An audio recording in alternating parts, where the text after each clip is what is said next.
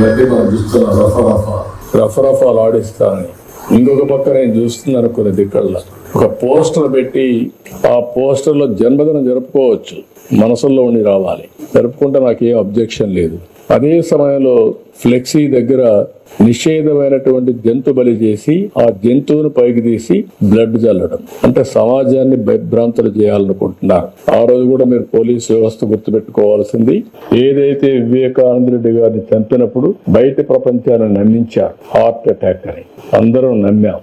నమ్మితే 2 రోజులకు next evening next morning కి రివర్స్ చేశారు. అంటే ఒక నేరస్తులు నేరాలు చేసి ఆ నేరాలు వేరే వాళ్ళపై వేయడమే కాకుండా ఓసారి దానికి ఎల్బీ కూడా క్రియేట్ చేసుకుంటారు. వీళ్ళు నేరాలు చేస్తారు, అప్పుడు ఎక్కడో ఒక విఐపి దగ్గర ఉంటాడు.